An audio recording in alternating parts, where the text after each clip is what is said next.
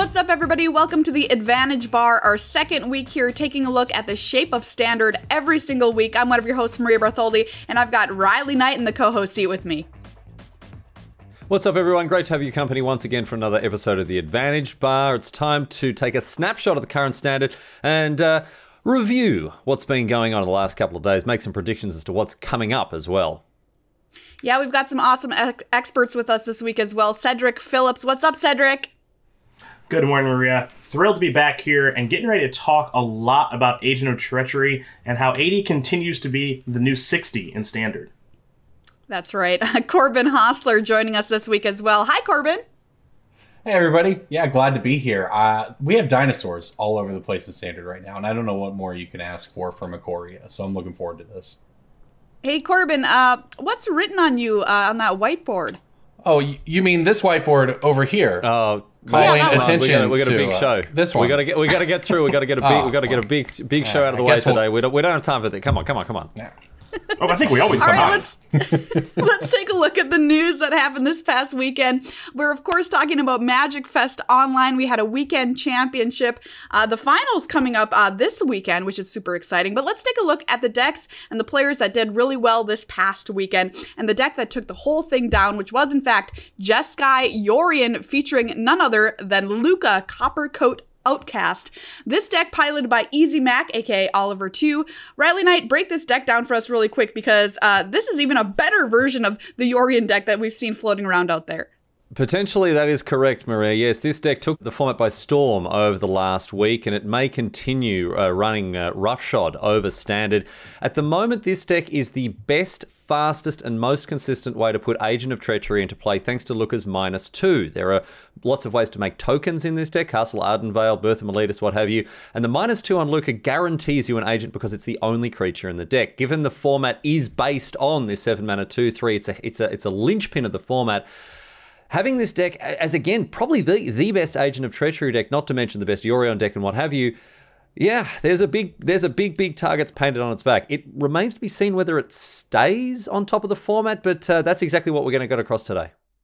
Let's take a look at our top 8 bracket from this tournament as well and find out what other decks were at the top of the tournament. Rakdos Sacrifice, we see that deck there, was our winning deck last week, at least putting one copy into the top 8 this time around in the hands of Jacob Wilson. And some big names once again here. Riley, it was a story last week. It's a story again this week.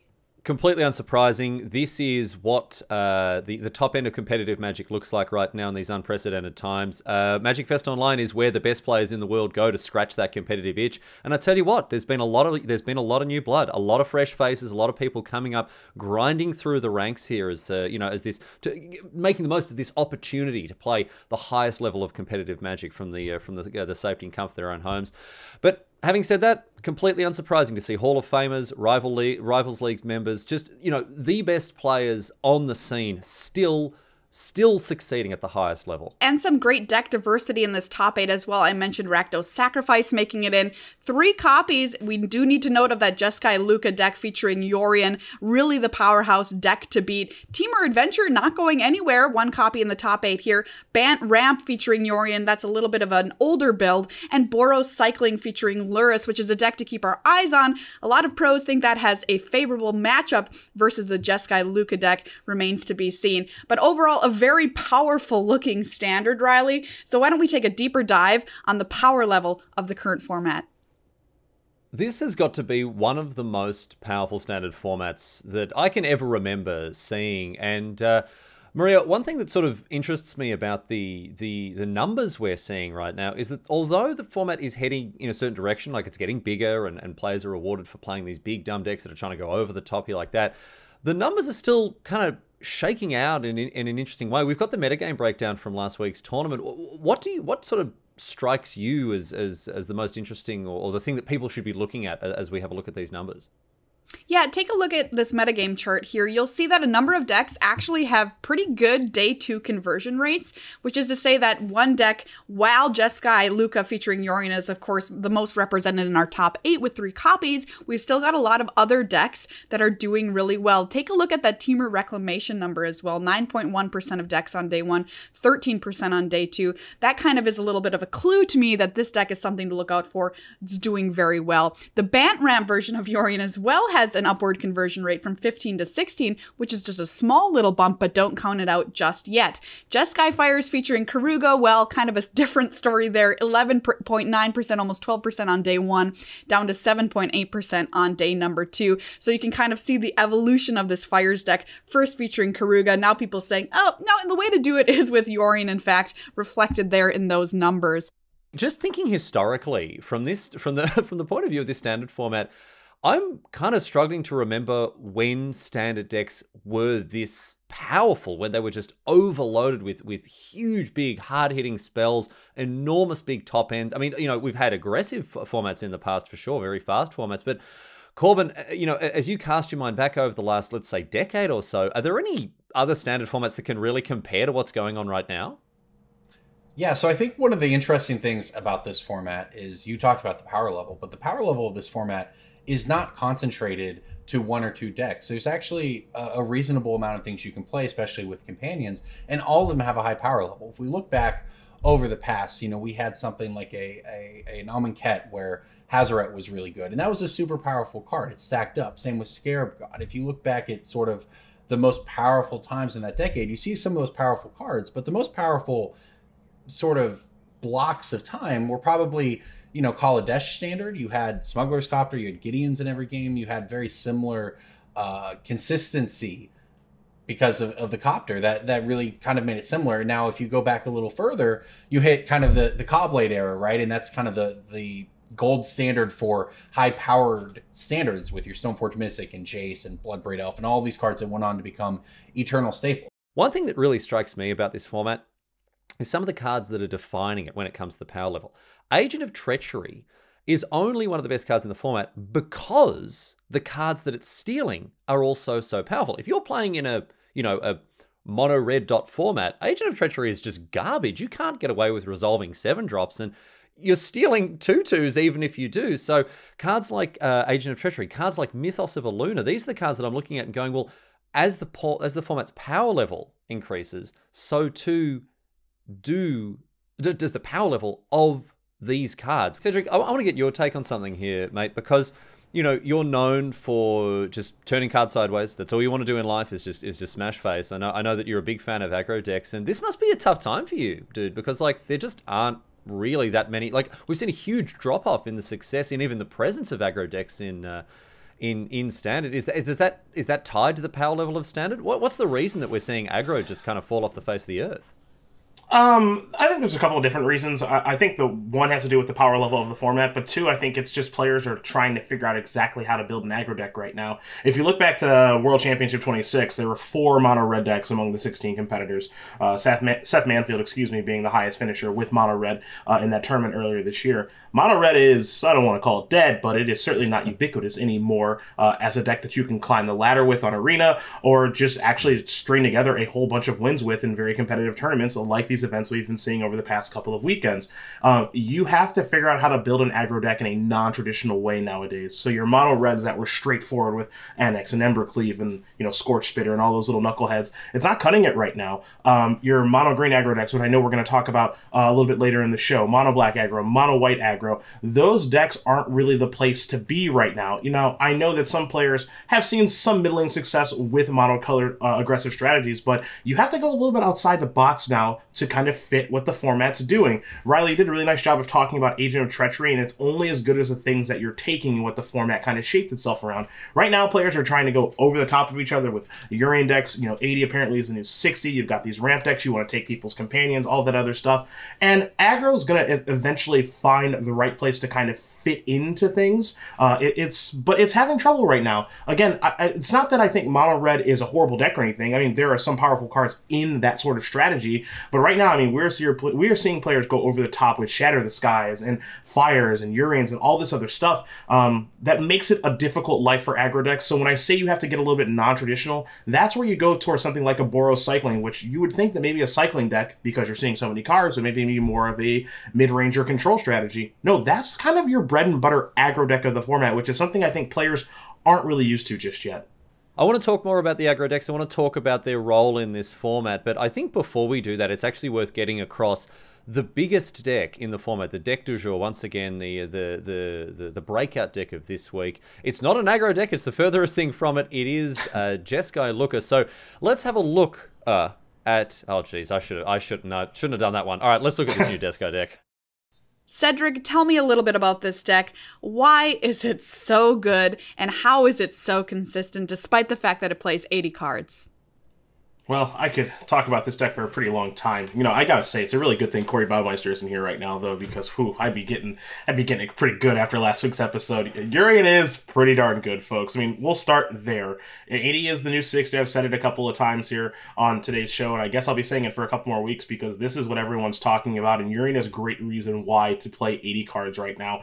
It enters the battlefield trigger, resetting so many different things. Of course, you want to play things that are going to reset really well with it. Fires of Invention, I think everyone knows that interaction now, where you play the Yorion for free off of Fires. It opens up your mana to cast some spells. You've got Omens, you've got Birth of Meletis, you've got Planeswalkers, and of course you've got Agent of Treachery to blink. So your Yorion is going to be an A+.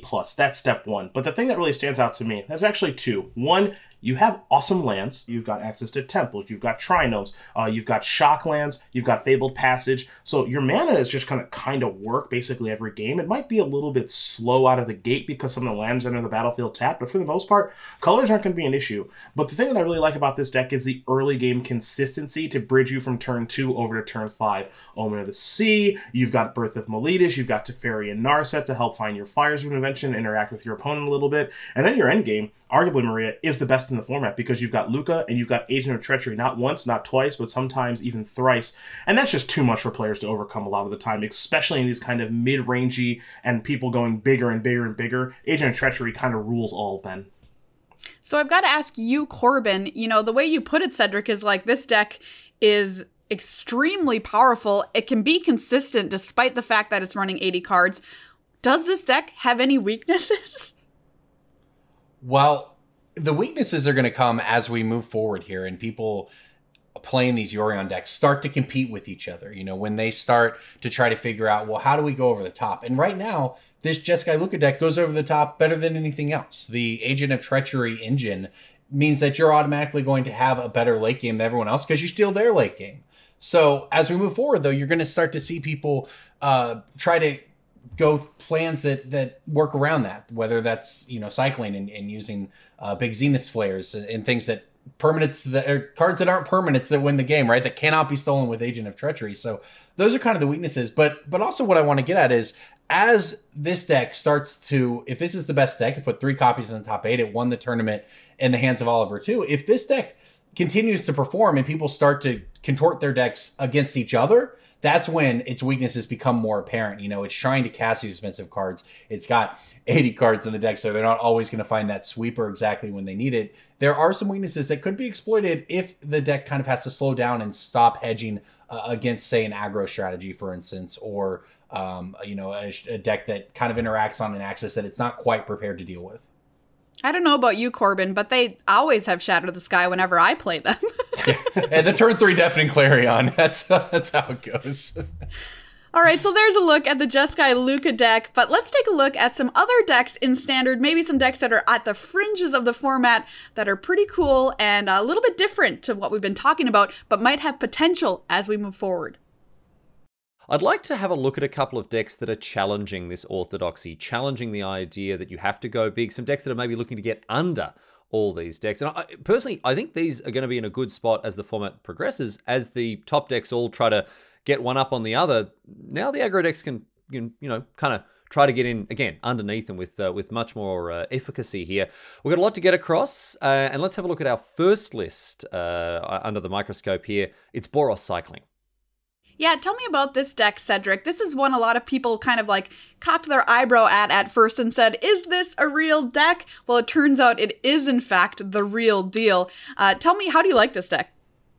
I actually like this deck quite a bit. I think this is kind of your aggressive deck of the format, at least for right now, because there isn't really anyone trying to fight against this deck specifically. Now, if that happens, things may change, but given the world that we currently live in, it doesn't seem to be the case. Now, the story coming out of last weekend is certainly going to be the fact that the Jeskai Lukka deck destroyed basically everything, but this Boros Cycling deck got second place. That's a runner-up finish, and a lot of players believe that Boros Cycling can actually go toe-to-toe against this Jeskai Lukka deck. So you've got your little Fox, you've got all the cycling, and then you've got big Zenith Flares against a deck that doesn't really, in Jeskai Lukka, have counter magic or life gain. So you really gotta like how this deck is pretty well positioned. I know that a lot of players that are playing Jeskai Lukka are scared to play against this deck if a Flourishing Fox is the turn 1 play. So I like where this deck is positioned. It can kill its opponents pretty quickly, and back-to-back Zenith Flares for 6, 7, 8 points of damage, that's a scary thought.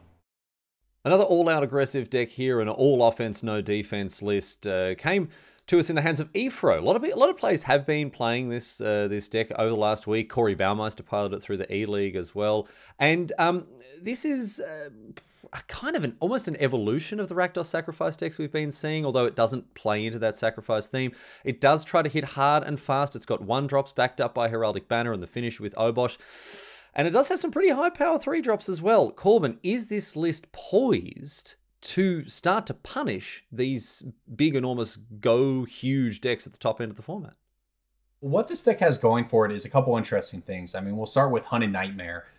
It's a big creature for 3 mana, new Ikoria edition. And alongside that, though, this deck also has Rotting Regisaur. Look, Green-Black Adventures fell off the map, and people kind of forgot that this existed, but here we are on a dinosaur plane, and back from the edge of extinction, Rotting Regisaur and Hunted Nightmare give this deck cards that avoid sweepers. You can't Deafening Clarion away a 7/6 or a 4/5, and that means this deck can attack on some angles that maybe those other big decks aren't quite ready for. So as they have to contort slots to fight the other Yorion decks, the other Fires decks, well, then they're going to probably have to cut down, and you might see Rotting Regisaur just get in there and deal 20 points of damage because it's a 7-power 3-drop. That's what it can do in this format. If people forget that, they'll be punished by this deck. From mono black to mono green, let's take a look at the sweet list from Rent, who was playing in the championship as well. Pretty good day one showing with this deck. Hey, we're just running green cards and we're doing it and we're smashing face. Hello, Pelt Collector. Haven't seen you for a while. What do you think of this list, Cedric? Well, that's where a great place to start, and that's where I know Rent wants to start every single game, because this deck doesn't have a ton of 1-drops. You're not looking at a mono-green deck that has access to 1-mana mana accelerant, so Pelt Collector starting the game there is certainly going to be key. And then having a 2-drop, this deck has quite a few of those, so there's not really a concern there. But some of the cards I do want to highlight here, Maria. One of them is Gemraiser. Now that card, of course, you can mutate that, you can destroy an enchantment, and I'm thinking of you, Fire's Invention, as far as destroying enchantments is concerned, but there are omens out there as well that you can blow up. Gemraiser also just being kind of a 3-mana 4/4 when you pay its mutate cost means that that thing's not going to have trouble hitting the battlefield. But it's these 2 4-drops in Questy B and Shifty C, the tag team champions of the world. These things are able to kill the opponents pretty quickly, and that's what this deck really has to do, because as we know, if you play a long game against these Yorion decks, you are not going to win. So you got to try to get this game over with as quickly as possible, and Questing Beasts and Shifting Ceratops allow for that. Throw in a little bit of Vivian with those counters and fighting some creatures in case you're in a creature battle. And this deck does have some game. Now, the big question here is how does it stand up against a card like Agent of Treachery if it does resolve? I think that's pretty bad news. So you got to hope your opponent isn't able to string together that combination of cards and be able to kill them really, really quickly with these big green creatures.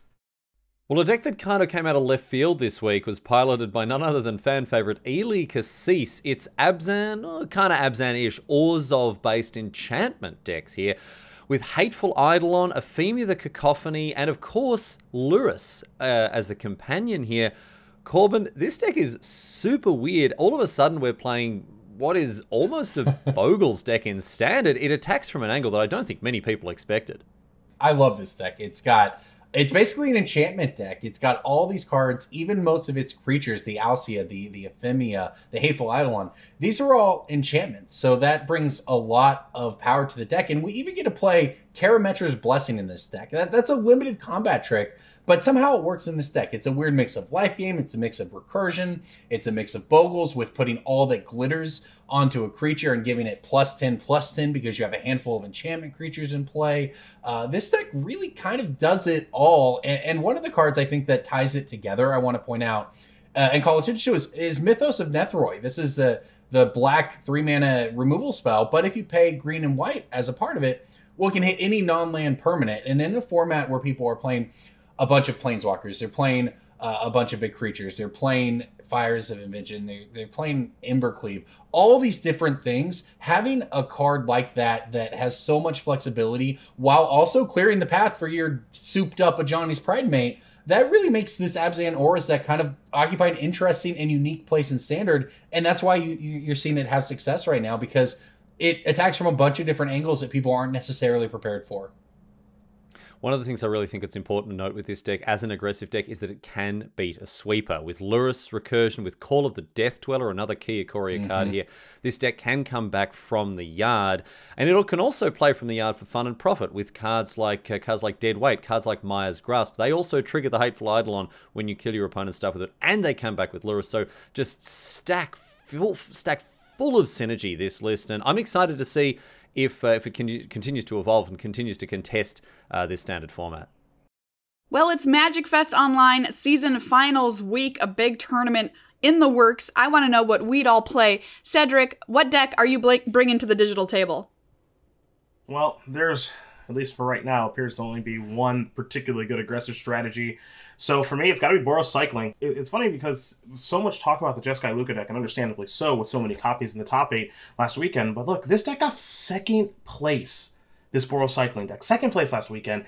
So in a weird way, I think it's being overlooked and a little bit overshadowed. I think the deck is incredibly, incredibly powerful, straightforward, and man, there's just a real attraction to firing off some really huge Zenith flares. Give me that Boros Cycling deck, and I gotta stay with what I said last week with Lurrus being the best companion, so obviously I'm playing this deck. All right, how about you, Riley? What are you going to play?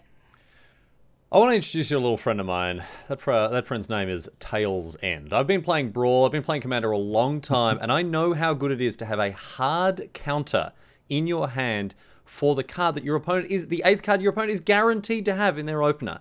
Tails End, legitimately, I know I say a lot of dumb stuff. I know that, generally you can safely ignore all of my advice when it comes to constructed Magic. However, Tails End is the truth, right? It counters every single companion. It stifles Shark Typhoon, right? It can stifle fetch lands. You can Stone Rain your opponent on turn 2 if they open with a Fabled Passage, right? On top of that, there are Planeswalker, not only Planeswalker activations, but also Planeswalkers which get countered by it. Sagas, of course. But the very best thing, my friends, the things that are mwah, right? The chef kiss that is possible with this wonderful card is Yorion's second trigger. You can have your opponent Plaguewind themselves with their own Yorion and then counter the trigger to bring back things. Right, so what's the best shell for this list? Difficult to say, but I want to be aggressive as well. I want to get in under there, and I want to put people to the test, the fire and the sword. I'm playing Brineborn Cutthroat in Simic Flash, right? No nisses, just no nonsense, right? It's an aggressive, interactive flash deck that main decks not only Tails End, but also Whirlwind Denial, because that takes care of Shark Typhoon. Also a copy of Repudiate. That's probably bad, but you know what? We're also here to teach them a lesson. Simic Stifle Flash is the deck that I'd be playing this weekend. All right, a spicy take. Corbin, what are you going to be playing if you were in this tournament? Yeah, so I want to say before I get into my thing, how crazy it is, though, just in a week, how far we've come. We're talking now about what we would do to beat this Jeskai Lukka deck. And this Jeskai Lukka deck wasn't really on the radar a week ago. Then Croaky starts streaming it, says, I'm going to say it, this is the best deck in Standard. And you know what? He was right. It goes on to put 3 in the top 8. So with that in mind, I think I'm looking at Jeskai Cycling this weekend. I mean, selfishly, I played Living End in my first ever GP. This card has 35 cards that cycle in it. This deck does. So look, I'm a sucker for cycling my cards, I gotta say. I do like the Jeskai version, I think, because I think you probably want access to Mystical Dispute this weekend. You're not really going to catch anybody off guard anymore with this. Everyone knows what it is. Everyone knows what to be prepared for. There's probably going to be an uptick in counter magic, and I want some way to fight that. So I think I like looking at the blue splash for that reason. All right, so let's take a look at the deck that I would be playing, which is, of course, the correct choice. That's Mono Black Obosh. I know it might be a little odd, but I think it's a good deck. Here's the thing. It's not the best deck in the format, right? We know what that is. But it can get in there for a lot of damage. If you've got an Obosh down and if you've got your giant dinosaur down, you're swinging for 14. I mean, I think that's pretty good. That's pretty good. And also, I just like to have a fun time when I play my decks. So I'm not the kind of person who will play the top tier deck just because it is the best deck in the format. I just like to play something that's my style. And you might say, well, Maria, why aren't you playing the Boggles deck? A little hint for you here. Boggles, and especially this Black-White Auras deck, is extremely difficult to play. So I'm just going to cut myself a little bit of slack and just swing with some creatures and win that way. So if you want to see maybe some of these decks in action coming up this weekend, it is the MagicFest Online Season Finals. Tune in at twitch.tv/channelfireball and check out all the action there. And of course, we'll be talking about what happened next week right on this show.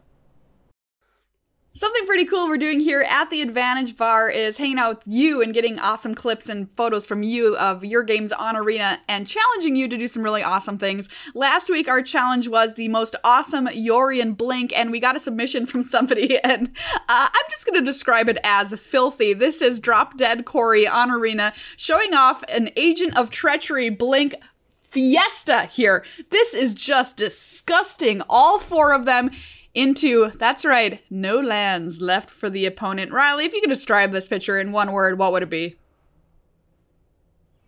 Perfection. I said filthy, I said disgusting, you say perfection. All right, Cedric, how do you describe this?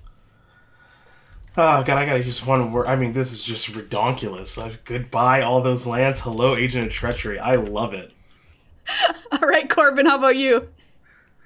I would go with extravagant because that's what you're looking at right here. It's just showing for the sake of showiness at this point. And Riley, you happen to see some pretty cool Yorion blinks on MagicFest Online coverage. Yeah, we've been following El Gran Boa as he's been contesting these MagicFest qualifiers and, of course, the weekly championships. And he's played a huge range of different decks, but one of the biggest moments came from him playing Yorion with Agent of Treachery and ending up with the classic, the 0 permanence on the opponent's battlefield win there. And look, honestly, I know this is a cliche, but you really do love to see it. My goodness. Oh, it's happening again. Oh, it's happening again. Another Yorion here, blinking 3 Agents of Treachery and a Fires of Invention so you can play the 4th one. Are you joking me? Are you joking me? Is there any limit to the depravity of this man? How he stole it? He's going to steal every single permanent. He's going to steal every single permanent his opponent has.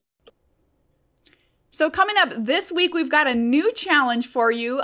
We want to see the biggest Zenith flare. You can either send us a clip of yourself doing this or a photo, screen grab, whatever you've got, we'll take it. Use the hashtag PushTheAdvantage on Twitter and submit us your photo or whatever you got of the biggest Zenith flare. I want to see one for more than 20. I mean, that's just base level, Riley.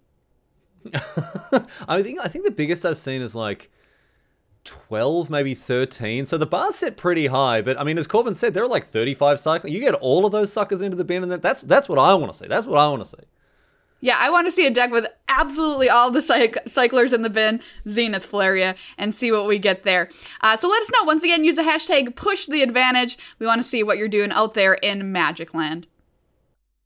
It's time for my very favorite part of the show, for bold predictions. We made some big calls last weekend, and now it's time to face the music and see how we did. We're going to make more bold predictions this time, but before that, let's check the scoreboard, shall we? Ooh, dear me. Ooh, what if we just didn't check it, Riley? What if we just didn't check it? Hey, look. Look, mate, to be honest, I didn't do that much better than you, Maria. So, I'm not super happy about this part. But no, look, we got to be held to account, mate. There will be a reckoning.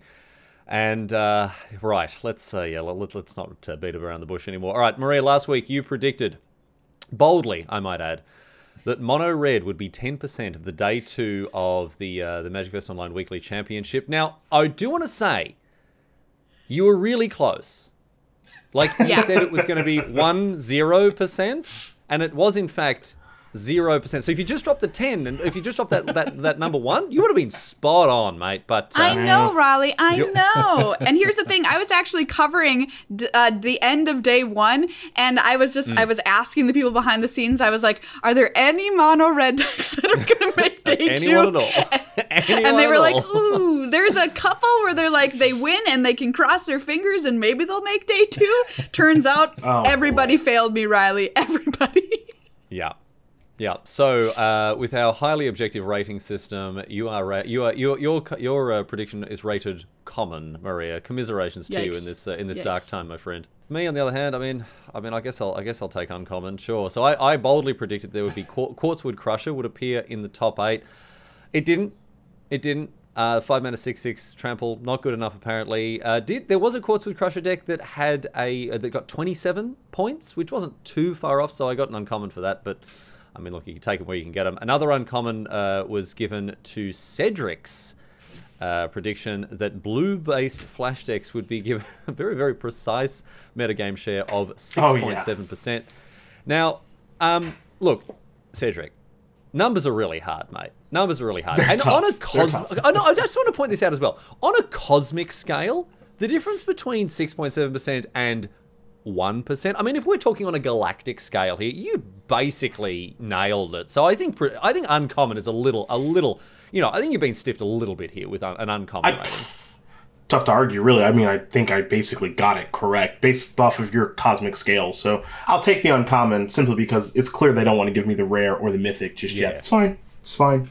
That's it. Something to build towards. And Corey Baumeister, who was on last week's show, he predicted that Jeskai Fires...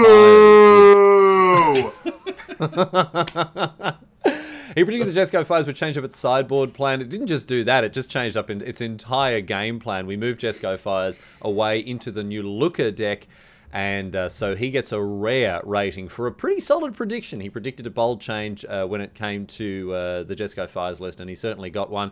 Now, Corbin, the news for you is, mate, we actually kind of made a mistake when it came to we didn't get the bean counters to look over the rules properly.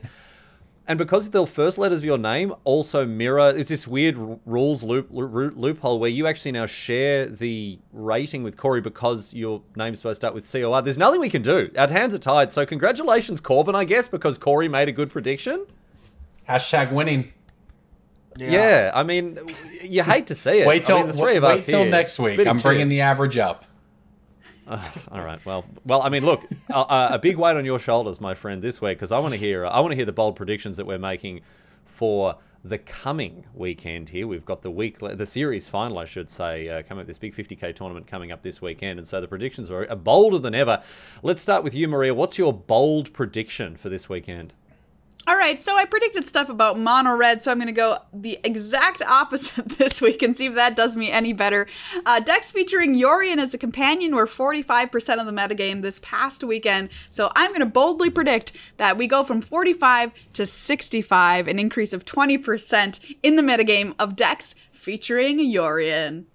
I mean, that is a bold prediction, but also there's there's lots of different types of Yorion decks, right? So, you know, there's Bant Yorion, Jeskai Yorion, whatever else. All right, that's certainly, that ticks the boxes. It's both bold and a prediction there. So, all right, let's see how that one treats Maria. Next up, Cedric. Cedric, what's your bold prediction for the coming weekend? I'm sticking on the cycling train here, Riley. Give me Boros cycling to win the tournament. I'm not saying it's going to be via a lethal Zenith Flare. I'm just hoping that's the case. Boros cycling, take the trophy. All right, Boros cycling to take out the entire thing. We will see. I really hope it's Jeskai cycling now, just so you don't get that mythic rating. And Corbin, for the COR team here, mate, what have you got for us? Your bold prediction. Corey, man, I hope you're not upset with me, but we are going bold here. You've got to risk it for the biscuit, and we'd like some biscuits. Now, I could be safe. I could say something like we're going to see a resurgence of red. It's going to happen at some point. Embercleave is a heck of a card, but this is what I'm going to actually go with here. Umori the Collector is going to top 8 the tournament. We've seen it's the companion. I mean, all right. Yeah, it's the companion that no one loves quite yet, but it's gotten a little bit of play. I love Umori. I talked about it on last week's show. We've seen a Luna, Apex of Wishes, Teamer decks. There's a Dimir mutate deck that has Chamber Sentry, Stone Cold Serpents, just cards you can dump counters on and then mutate them into a giant creature. And they all are running Umori the Collector. So it was not a lot of the field, but you know what? That's why it's a bold prediction. You're not going to get that Mythic Rare by playing it safe. That's all I'm saying.